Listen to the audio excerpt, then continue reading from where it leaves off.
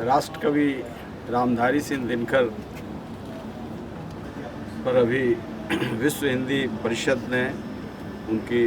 23 तारीख को जो 23 सितंबर को जयंती मनाई गई, उसमें विश्व हिंदी परिषद ने संकल्प लिया है भारत रत्न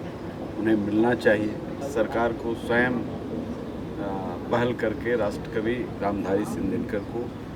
भारत रत्न की उपाधि मिलनी चाहिए। प्रधानमंत्री माननीय नरेंद्र मोदी जी जब सीपी ठाकुर के नेतृत्व में एक कार्यक्रम हुआ था विज्ञान भवन में, उस दिन भी इस बात को रखी गई थी और हमें उम्मीद था कि अगले साल इसकी घोषणा कर दी जाएगी, लेकिन अभी तक नहीं हुआ है। इसलिए विश्व हिंदी परिषद ने ये लिया है और हम भी हर मंच से इस बात को उठा रहे हैं। ये इसलिए नहीं कि बिहार के थे, ये विश्वव्यापी एक शख्सियत जो बिहार के बेगूसराय में पैदा लिए, सिमरिया में,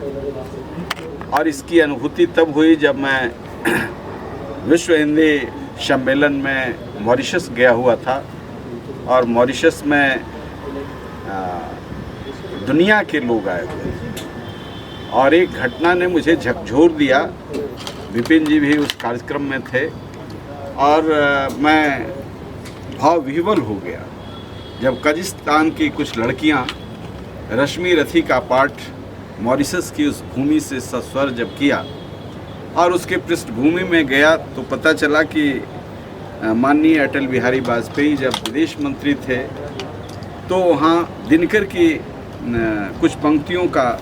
अपने उद्बोधन में जिक्र किया और उससे प्रभावित होकर के उन लड़कियों ने हिंदी सीखा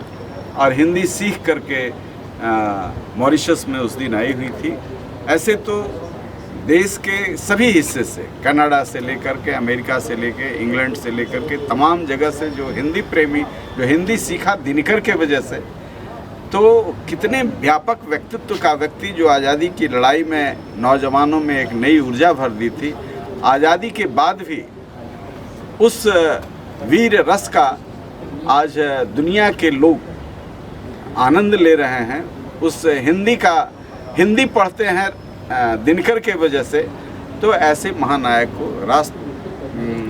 कवि के रूप में तो स्वीकृति है, इन्हें भारत रत्न की उपाधि में विलंब नहीं करना चाहिए। मैं प्रधानमंत्री राष्ट्रपति जी से निवेदन करता हूं, आपके चैनल के माध्यम से मैं पत्र भी लिखूंगा और मैं उम्मीद करता हूं इसमें विलंब नहीं, इससे बड़ा राष्ट्रवाद का कोई और दूसरा काम नहीं होगा।